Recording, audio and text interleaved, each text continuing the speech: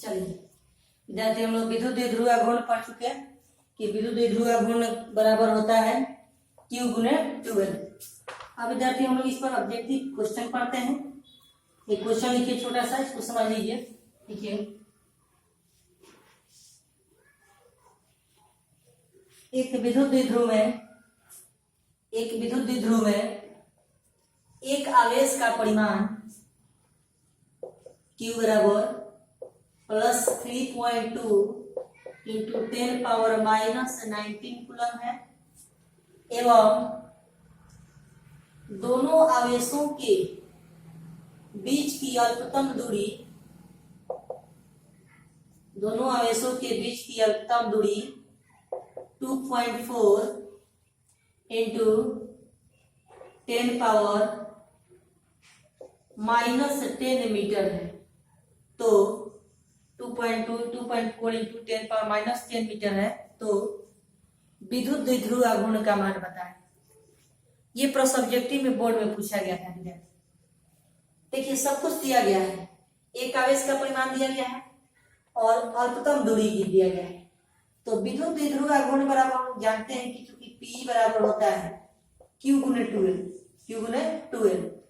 तो Q का value कितना है +3.2 इंटू 10⁻⁻19 कूलम और 12 का वैल्यू कितना है 2.4 इंटू 10⁻⁻10 मीटर। कितना है? इसमें कोई दिक्कत नहीं।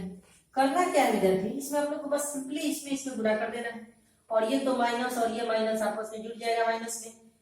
तो देखिए विद्यार्थी, गुणा कीजिए तो उसको 32 में 24 से कितना हो जाएगा, 32 में 24 से गुणा कीजिए, ये 8 हो जाएगा और ये 12 और ये 4, 12 4 16 का 6, 16 का 6 हो जाएगा और ये 3 2 6 1 7। इसका मतलब 7.68 हो जाएगा। कितना हो जाएगा ना, तो लिखेंगे इसका मतलब कि 7.68 इंटू 10⁻⁻19 और -10 और क्या कूलम मीटर। ये कूलम मीटर, ये बड़ा सी देंगे ताकि पता चले। कूलम वैज्ञानिक का नाम है तो नहीं, वैज्ञानिक के नाम पर जब मात्रक का संकेत होता है तो बड़ा अक्षर होना चाहिए, छोटा नहीं, इसलिए बड़ा सी देंगे। ये हो जाएगा P बराबर 7.68 इंटू 10⁻⁻30 कूलम मीटर। समझ आ गया? नोट कर लीजिए, बोर्ड में पूछा गया था ऑब्जेक्टिव में, कई बार पूछा गया है, नोट कीजिए। चलिए, नोट कर चुके हैं। अब एक अगले प्रश्न की तरफ हम लोग बढ़ते हैं विद्यार्थी। अगला प्रश्न लिखिए, चित्र को देखकर चित्र में दिया नहीं गया, लिखिए चित्र को देखकर परिणामी विद्युत द्विध्रुव आघूर्ण का मान बताएं। परिणामी विद्युत द्विध्रुव आघूर्ण का मान बताएं।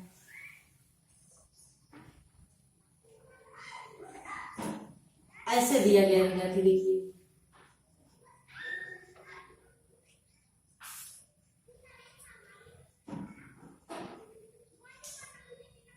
यहाँ पे एक आवेश है और यहाँ पे एक आवेश है और यहाँ पे एक आवेश है, ऐसे दिया गया है।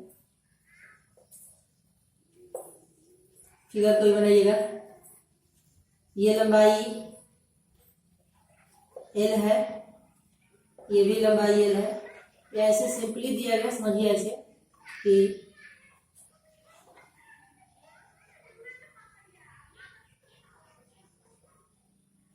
एक इसके लिए -Q और एक इसके लिए -Q होगा। ठीक है, ये दिया गया है। ये दोनों के बीच का कोण 60 डिग्री, ऐसे दिया गया है। और इसका वैल्यू P है और इसका वैल्यू P है, ऐसे इस प्रकार डायरेक्शन होगा, ऐसे दिया गया। ये -2 की वहां दिया गया, ये प्लस की और एक माइनस की होगा, फिर इसके लिए एक प्लस की और एक माइनस की होगा ना। तो विद्यार्थी याद कीजिए आप लोग, ये त्रिभुज के जोड़ का नियम 11th क्लास में त्रिभुज के जोड़ के नियम से हम जानते हैं कि परिणामी सदिश A बराबर होता है या R बराबर क्या होता है, √a² जोड़ b² जोड़ 2ab cos theta, 2ab cos theta, यही होता है।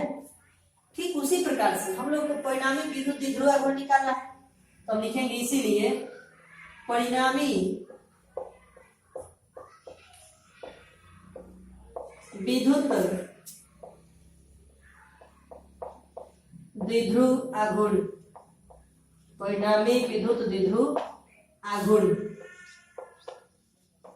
तो परिणामी विद्युत द्विध्रुव आघूर्ण को हम लोग सूत्र करेंगे विद्यार्थी पी नेट से। पी नेट क्या सूत्र अप्लाई करेंगे, रूट अंडर P1 स्क्वायर जोड़ P2 स्क्वायर जोड़ 2 P1 into P2 into cos theta, लिख सकते हैं ना, बोलिए। तो P1 की जगह पर क्या है P, P2 की जगह पर भी क्या है P है, यहां से लिखेंगे इसीलिए Pe नेट बराबर होगा रूट अंडर Pe स्क्वायर जोड़ Pe स्क्वायर जोड़ 2P into P into cos कितना डिग्री 60 डिग्री, एक एंगल दिया गया 60 डिग्री, समबाहु त्रिभुज है। तो विद्यार्थी अब इसमें क्या है कि ये cos 60 डिग्री का वैल्यू कितना होता है 1/2 होता है, तो लिखेंगे यहां से इसीलिए Pe नेट बराबर ध्यान देंगे रूट अंडर एक पी मिलाकर 2P स्क्वायर, तो 2P स्क्वायर और प्लस क्या से लिखिए, यहां से लिखेंगे cos 60 डिग्री, इसका मतलब cos 60 डिग्री इसका मतलब 2P स्क्वायर इंटू में 1/2, ये 2 से 2 कट गया तो 2 में मिलाकर हो जाएगा 3 हो जाएगा, यहां से लिखेंगे रूट अंडर 3P स्क्वायर, यहां से भी रूट से ये निकलेगा, ये हो जाएगा थर्ड रूट P, क्या हो जाएगा ना, तो ये परिणामी विद्युत द्विध्रुव आघूर्ण का वैल्यू हो गया √3 गुना, कितना हो जाएगा √3 गुना, आया समझ, ठीक है, बनाकर नोट कीजिए।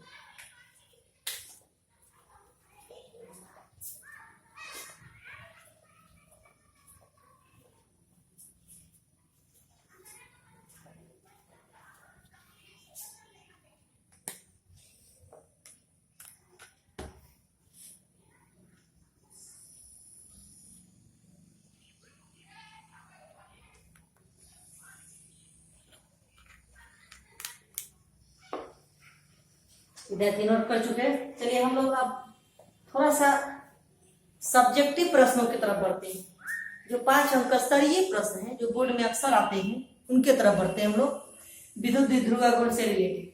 आप लोग याद कीजिए, आप लोग को पढ़ाया जा चुका है विद्युत क्षेत्र की तीव्रता और विद्युत विभव कि विद्युत क्षेत्र की तीव्रता का सूत्र होता है E बराबर Q बटा 4 pi epsilon not R square, और विद्युत विभव का सूत्र होता है V बराबर Q बटा 4 पाई एप्सिलॉन नॉट R, होता है ना।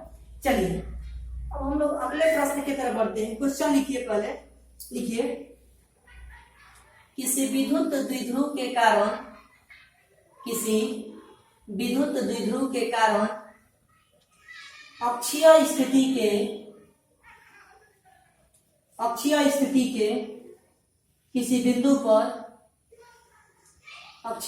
के किसी बिंदु पर विद्युत क्षेत्र की तीव्रता और विद्युत विभव का व्यंजक प्राप्त करें। विद्युत क्षेत्र की तीव्रता और विद्युत विभव का व्यंजक प्राप्त करें, लिख चुके। आइए इसको समझा जाए। विद्यार्थी थोड़ा सा हम लोग अक्ष को समझते हैं। ये क्वेश्चन में कहता है कि अक्षीय स्थिति, तो अक्षीय स्थिति विद्यार्थी एक अक्ष को कहते हैं, किस अक्ष को, एक अक्ष को। क्वेश्चन में कहता है अनुप्रस्थ स्थिति, कौन स्थिति, अनुप्रस्थ स्थिति या अनुप्रस्थ स्थिति, इसको विद्यार्थी हम लोग कहते हैं वाई अक्ष को कहते हैं, इस अक्ष को कहते हैं वाई अक्ष को कहते हैं अनुप्रस्थ स्थिति। ये तो समझ में आ गया। तो जब भी कहेगा अक्षीय स्थिति, तो अक्षीय स्थिति कहने का मतलब एक अक्ष, और कहेगा अनुप्रस्थ स्थिति इसका मतलब वाई अक्ष में, अर्थात ऊर्ध्वाधर की तरफ, या निरक्षीय स्थिति कहेगा, या इसके लिए क्या कहेगा निरक्षीय स्थिति। क्लियर हो गया ये सब, आगे समझ में। चलिए अब ध्यान दीजिए, अब इस प्रश्न को समझते हैं। अब प्रश्न कहता है कि किसी विद्युत द्विध्रुव के कारण अक्षीय स्थिति के किसी बिंदु पर विद्युत क्षेत्र की तीव्रता एवं विद्युत विभव का व्यंजक प्राप्त करें। इसका मतलब इस प्रश्न में दो प्रश्न मिक्स है। देखिए आपकी किताब में विद्युत क्षेत्र की तीव्रता और विद्युत विभव अलग अलग दिया गया है, लेकिन हम दोनों को कंबाइंड पढ़ाते हैं। कंबाइंड पढ़ाने का तात्पर्य ये है कि परीक्षा में जो प्रश्न पूछे जाते हैं वे कंबाइंड ही पूछे जाते हैं, इसलिए दोनों को एक ही में करके पढ़ाया जाता है। इसी कारण से मैंने विद्युत क्षेत्र की तीव्रता और विद्युत विभव आप लोगों को बता चुके हैं। चलिए अब ध्यान दीजिए जरा। सबसे पहले तो कह रहा है कि विद्युत द्विध्रुव, तो विद्युत द्विध्रुव में हम लोग जानते हैं कि एक आवेश प्लस में होता है और दूसरा आवेश किसमें होता है, माइनस में होता है ना। देखिए तो देखिए ये माइनस क्यू है, इनके बीच की अल्पतम दूरी कितना होता है, 12। इनके बीच की अल्पतम दूरी 12 होता है। अब क्वेश्चन में कहा है कि अक्षीय स्थिति, तो अक्षीय स्थिति मतलब क्षैतिज स्थिति, कौन सी स्थिति, क्षैतिज या एक्स अक्ष। तो क्षैतिज स्थिति इसका मतलब इधर होगा कहीं या इधर भी हो सकता है। हम मान ले रहे हैं विद्यार्थी कि इस माइनस क्यू कूलम आवेश से ये कुछ दूरी पर मान लेते हैं कि ये सपोज कीजिए ये दूरी कुछ कहेंगे, जैसे मान लेते हैं आर, कितना है आर, ये आर दूरी पर हम एक कूलम धन आवेश को रख दिए। चूंकि विद्युत क्षेत्र की तीव्रता एक कूलम धन आवेश को लगाए गए बल को ही कहा जाता है, इसीलिए एक कूलम रखा गया है। तो एक कूलम आवेश कितना दूरी पर रख दिए हैं, आर दूरी पर। ये विद्यार्थी समझिए,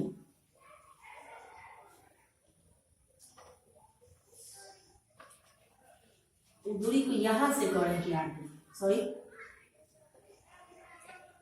यहां से इस मध्य बिंदु से ये आर दूरी पर है। फिर से एक बार समझ लीजिए, देखिए ये कोई विद्युत द्विध्रुव है, विद्युत द्विध्रुव के बीच की अल्पतम दूरी कितना होता है, 12 होता है, ठीक है। तो ये आधा दूरी एल हो जाएगा, ये भी आधा दूरी कितना हो जाएगा, एल हो जाएगा ना। और इस मध्य बिंदु से ये एक कूलम आवेश जो है कितना दूरी पर है, आर दूरी पर। स्पष्ट हो गया। और किस स्थिति में है, अक्षीय स्थिति। अक्षीय स्थिति मतलब एक अक्ष या क्षैतिज स्थिति। क्लियर है। अब ध्यान दीजिए, तो अब विद्युत क्षेत्र की तीव्रता विद्यार्थी हम लोग को व्यंजक प्राप्त करना है। तो इस माइनस आवेश के कारण भी इस पर बल लगेगा और इस प्लस आवेश के कारण भी इस पर बल लगेगा।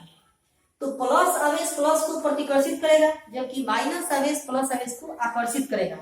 तो डायरेक्शन चेंज कर जाएगा, दिशा चेंज कर जाएगा, दिशा बदल जाएगा। वो कैसे, देखिए ये माइनस है तो ये बल लगाएगा, इसका मतलब माइनस प्लस को अपनी तरफ खींचेगा।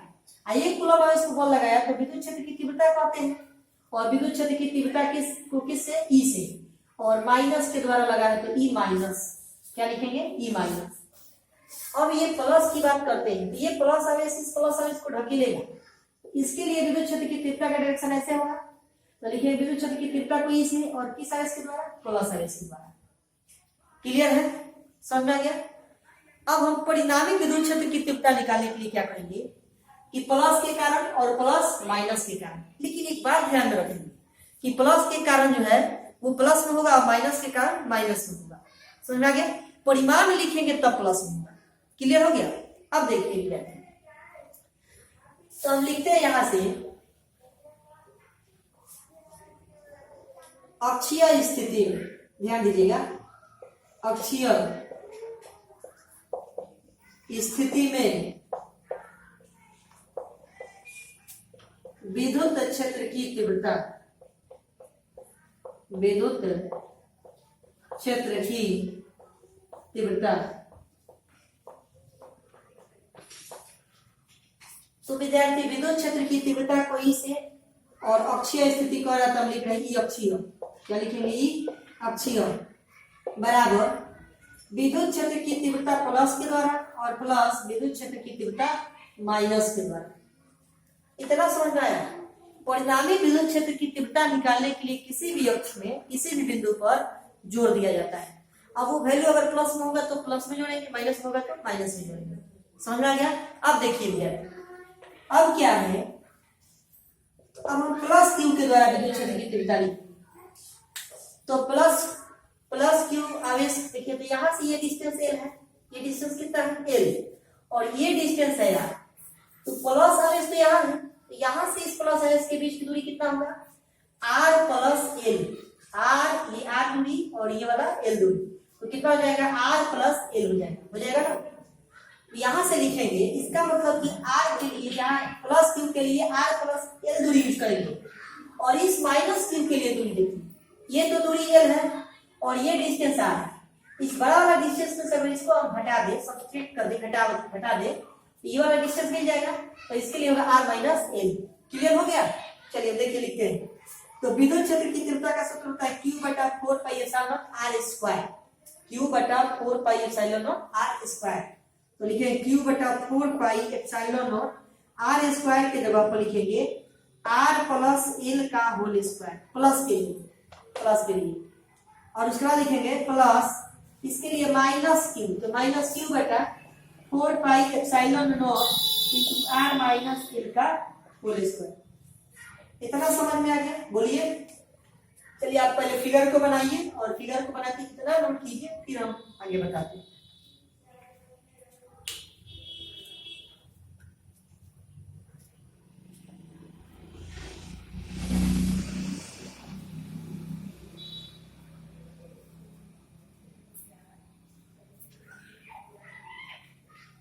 बना चुके हैं? चलिए अब विद्यार्थी फिगर की आवश्यकता नहीं है, फिगर को मिटा देंगे, फिगर की आवश्यकता नहीं है। देखिए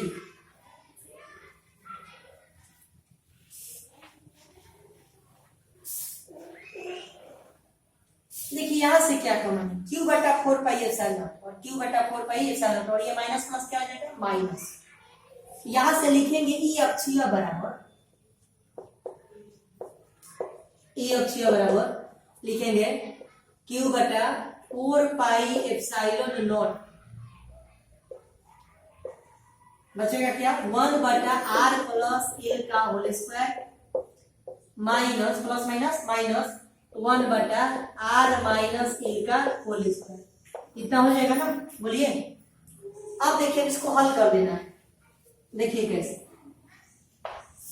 तो लिखेंगे Q बटा 4 पाई एप्सिलॉन नॉट इंटू में ये लॉसा लेंगे दोनों का, तो होगा आर प्लस एल का whole square into R minus L का होल स्क्वायर। कितना हो जाएगा ना? कितना हो जाएगा लॉसा? अब देखिए अब उसके बाद क्या होगा, देखिए इससे ये कट जाएगा तो ये बचेगा, यहां से लिखेंगे आर माइनस एल का whole square minus R plus L का होल स्क्वायर। कितना हो जाएगा? बोलिए। अब इसको हल किया जाए, देखिए तो लिए Q बटा 4 पाई एप्सिलॉन नॉट, यदि हम चाहे तो इसको डायरेक्ट भी लिख सकते हैं, ये आपको समझ में नहीं आएगा, इस थोड़ा सा इसको एक्सप्रेस करते हैं। देखिए कैसे, a माइनस बी का होल स्क्वायर, a स्क्वायर जो b स्क्वायर माइनस 2 भी होता है, लिखेंगे R square plus L square minus 2rl, कितना हो जाएगा, और माइनस ये तो वैल्यू टोटल प्लस होगा, लेकिन माइनस के कारण टोटल वैल्यू माइनस होगा, ये डायरेक्ट लिखना है, समझिएगा। लिखेंगे minus R square minus L square minus 2rl, कितना हो जाएगा, और मेन बटा इसको देखिए a प्लस बी का होल स्क्वायर है, a माइनस बी का होल स्क्वायर, ऐसे है ना, देखिए दोनों मल्टीप्लीकेशन है। इसको हम ऐसे लिख सकते हैं, देखिए r plus L into R minus L और इसका क्या होल स्क्वायर, ऐसे लिखा जा सकता है। बोलिए, लिख सकते हैं ना? एक लाइन और देखिए, ये देखिए ये प्लस माइनस कर देगा और ये माइनस माइनस मिला के 4। यहां से होगा Q बटा 4 पाई एप्सिलॉन नॉट इंटू ये लिखेंगे माइनस 4rl और बटा में ये देखिए a plus B into a minus B बराबर a माइनस बी का होल स्क्वायर, तो लिखेंगे R square minus L square और इसका होल स्क्वायर, ये होगा। इतना समझ में आ गया? चलिए इतना नोट कीजिए फिर बताते हैं।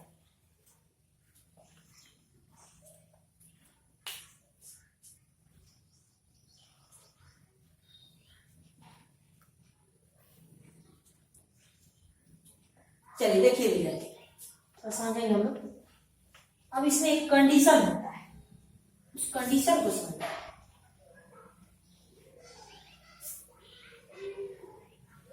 देखिए वो कंडीशन क्या होता है, इसमें कहता है कि चूंकि R जो है आर ये बहुत बहुत बड़ा है एल से। जब ये बहुत बहुत बड़ा है एल से, इसका मतलब एल बहुत बहुत छोटा है आर से, तो इसका स्क्वायर करेंगे एल का तो और छोटा होगा, उस वैल्यू को नेगलेक्ट कर दिया जाता है। तो कहता है इसीलिए एल स्क्वायर का वैल्यू लगभग 0 के बराबर मानिए। किसके बराबर? 0 के बराबर। समझ आ गया? इसका वैल्यू यहाँ पुट करेंगे। यहाँ पर देखिए क्या होगा, अब लिखेंगे ई अक्षीय बराबर क्यू बटा 4 पाई एप्सिलॉन नॉट इंटू में लिखेंगे माइनस 4 आर एल और बटा में ये एल स्क्वायर माइनस में, सॉरी ये आर स्क्वायर माइनस में ये 0 का होल स्क्वायर, इतना हो जाएगा ना। बोलिए अब देखिए अब क्या होगा, तो लिखेंगे क्यू बटा 4 पाई एप्सिलॉन नॉट इंटू में माइनस 4 आर एल बटा में लिखेंगे आर के पावर 4, इतना हो जाएगा ना। देखिए तो ये कट जाएगा, पावर 3 बार में कट जाएगा, यहां से वैल्यू बचेगा क्यू बटा 4 pi epsilon not into minus 4l बटा आर क्यूब, 4l बटा आर क्यूब, इतना हो जाएगा ना। बोलिए चलिए इतना लिखिए फिर बताते हैं।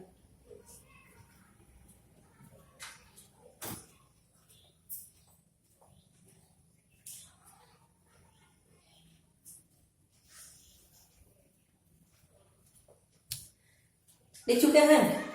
चलिए अब देखिए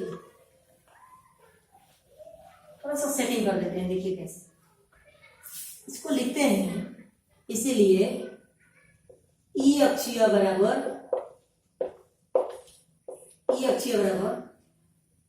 2 इंटू क्यू गुने 2l माइनस ये 4 को मैंने 2 गुने 2 में तोड़ दिया, सेटिंग कर दिया। ये 12 जो है अल्प दूरी और क्यू गुने 12 क्या होता है? विद्युत द्विध्रुवीय गुण पी हो जाता है, इसीलिए मैंने तोड़ दिया इसको। अब लिखेंगे बट्टा में होगा 4 पाई एप्सिलॉन नॉट इंटू में आर क्यूब, इतना हो जाएगा ना। और विद्यार्थी इतना बराबर होता है पी विद्युत द्विध्रुवीय गुण, इसीलिए लिखेंगे ई अक्षीय बराबर होता है -2 इतना बराबर पी हो जाएगा और बटा में 4 पाई एप्सिलॉन नॉट इंटू में आर क्यूब। ये माइनस क्या बता रहा है? माइनस प्लस से कोई फर्क पड़ने वाला नहीं है, परिमाण तो इतना ही होगा 2p बटा 4 pi epsilon naught R cube. कि माइनस ये बता रहा है कि जो प्लस 1 कूलम धन आवेश है वो ऋण आवेश के निकट है और धन आवेश से दूर है, इसीलिए इसका वैल्यू माइनस में आया है। अगर धन आवेश के निकट होता और ऋण आवेश से दूर होता तो इसका आंसर प्लस में इतना ही आता। आप एक बार चेक करके देख लेंगे, अगर अदल बदल करके देख लेंगे, हल करके देखेंगे, उतना ही आएगा सीओडी। चलिए अब देखिए इसका परिमाण लिखेंगे, इसीलिए ई अक्षीय का मोड बराबर होगा विद्यार्थी -2p बटा 4 पाई एप्सिलॉन नॉट इंटू में आर क्यूब का मोड। इसका मतलब कि ई अक्षीय बराबर होगा, ई अक्षीय का मोड बराबर होगा 2p बटा 4 pi epsilon naught R cube. ये इसका व्यंजक हो गया। तो कभी कभार ऑब्जेक्टिव में डायरेक्ट पूछता है कि अक्षीय स्थिति में विद्युत क्षेत्र की तीव्रता का व्यंजक बताइए, कितना होता है? 2p, ई नहीं भी देगा, ये समझने के लिए दिए हैं। तो 2p बटा 4 pi epsilon naught R cube इतना होता है। क्लियर है? चलिए इतना नोट कि एक ऑब्जेक्टिव प्रश्न और पूछा गया था बोर्ड में कि अक्षीय स्थिति में विद्युत क्षेत्र की तीव्रता ये होता है किसके विद्युत कर्मानुपाती होता है? आर क्यू के। और समानुपाती कहेंगे तो क्या कहेंगे? 1/r। अगर समानुपाती कहेंगे तो 1/r क्यू के, और विद्युत कर्मानुपाती कहेंगे तो आर क्यू के। समझा गया? तो इसका मतलब ये ऑब्जेक्टिव में पूछा गया था कई बार, तो पूछा गया है कि अक्षीय स्थिति में विद्युत क्षेत्र की तीव्रता होता है, संबंध दिया गया था कि समानुपाती 1/r स्क्वायर, ई समानुपाती 1/r क्यूब, ई समानुपाती r क्यूब, ई समानुपाती r स्क्वायर। तो क्या होगा? ई समानुपाती 1/r क्यूब या विद्युत कर्मानुपाती r। क्लियर है? ये बोर्ड में कई बार पूछा गया ऑब्जेक्टिव में, नोट कीजिए। चलिए ये विद्युत क्षेत्र की तीव्रता निकल गई, अभी विभव बाकी है वो भी निकालेंगे, इसको नोट कीजिए अपना।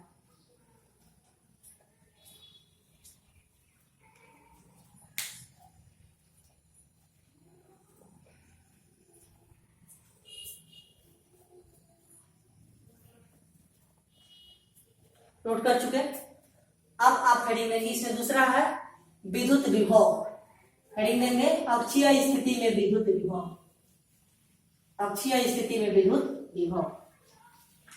ऐसे ही हल करेंगे विद्यार्थी, सेम टू सेम। देखिए कैसे लिखेंगे, भी अक्षीय बराबर लिखेंगे आप विद्युत विभव प्लस के द्वारा प्लस विद्युत विभव माइनस के द्वारा लिखेंगे ना।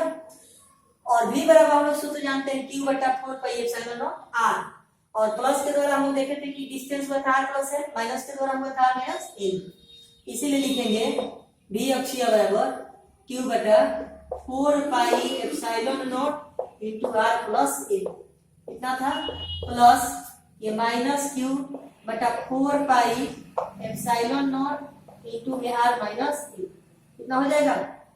अब देखिए इसमें से जो कॉमन है उसको कॉमन लीजिए, तो लिखेंगे q बटा 4 पाई एप्सिलॉन नॉट इनटू में 1 बटा r plus l plus minus minus 1 बटा r माइनस l, इतना हो जाएगा ना।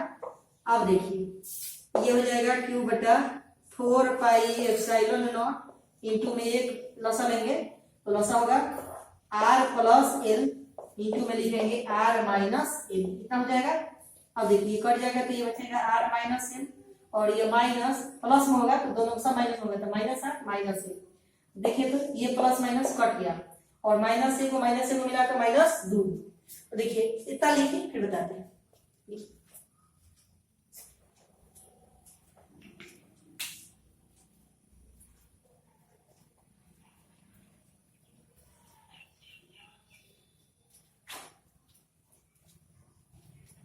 लिख चुके, चलिए देखिए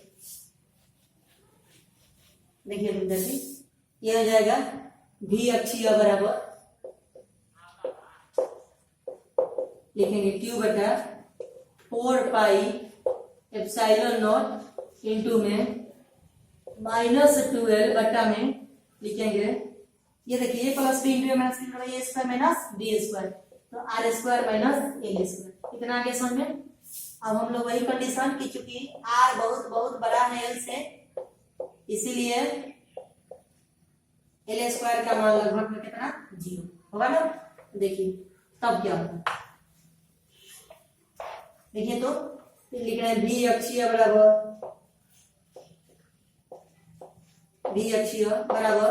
होगा q बटा 4 पाई एप्सिलॉन नॉट इनटू में लिखेंगे माइनस 12 बटा में r स्क्वायर माइनस में g, इतना लिख देंगे। अब देखिए q गुना 12 बराबर p होता है, माइनस को कॉमन लेंगे देखो माइनस और q गुना 12 बराबर, थोड़ा सा सेटिंग कर देते, या लिख दे रहे हैं माइनस p बटा 4 पाई एप्सिलॉन नॉट इनटू में r स्क्वायर, यही होगा।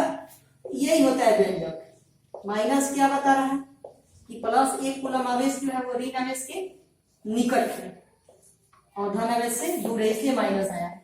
क्लियर है। अगर इसका मोड लिखेंगे तो प्लस हो जाएगा, लिख दे रहे हैं, इसीलिए भी अक्षीय का मोड बराबर q बटा माइनस p बटा 4 पाई एप्सिलॉन नॉट इनटू में r स्क्वायर का मोड, इतना हो जाएगा। तो लिखेंगे बराबर p बटा 4 पाई एप्सिलॉन नॉट इनटू में r स्क्वायर। क्लियर हो गया। ये भी अक्षीय।